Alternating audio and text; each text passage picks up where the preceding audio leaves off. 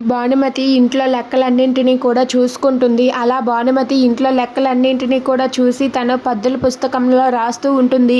అలా భానుమతి అలా రాస్తూ ఉంటే ఇంతలో అక్కడ ఉన్న శక్తి తన కొడుకు చరణ్ని పిలిచి తన కొడుకు చరణ్తో ఇలా మాట్లాడుతూ ఉంటుంది.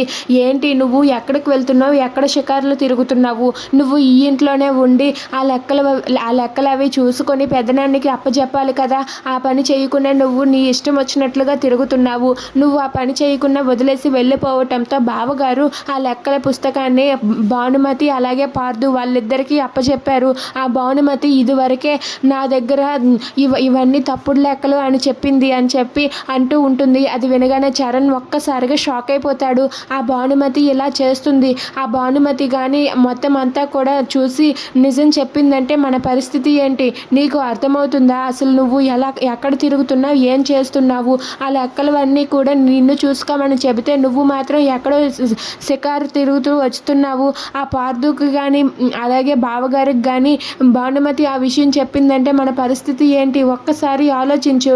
భానుమతి చాలా స్ట్రిక్ట్. తను ఏమైనా అనుకున్నదంటే సాధిస్తుంది. తను కానీ మొత్తం అన్ని లెక్కలు చూస్తే అప్పుడు నువ్వు ఏమవుతావు? ఈ ఇంట్లో మన పరిస్థితి ఏంటి? ఒక్కసారి ఆలోచించు అని చెప్పి శక్తి తన కొడుకు చరణ్తో అంటూ ఉంటుంది.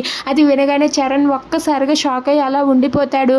ఇంతలో భానుమతి అయితే అలా లెక్కలు చూస్తూ పద్దుల పుస్తకం రాస్తూ ఉండగా ఇంతలో అక్కడికి పార్దు వెళ్ళి భానుమతి ఎదురుగానే కూర్చొని భానుమతి వైపు చూస్తూ ఉండిపోతాడు.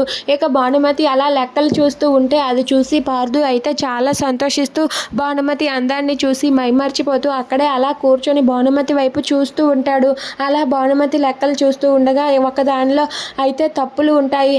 అలా ప్రతి పేజీలో కూడా ఎక్కడో ఒక చోట తప్పు ఉంటూనే ఉంటుంది. అది చూసి భానుమతి ఒక్కసారిగా షాక్ అయ్యి ఏంటిది పొరపాటు ఒకసారి జరగచ్చు, 2 సార్లు జరగచ్చు, కానీ ప్రతి పేపర్లో కూడా పొరపాటు రాసి తప్పు కొట్టి తప్పుడు రాతలు ఉన్నాయి.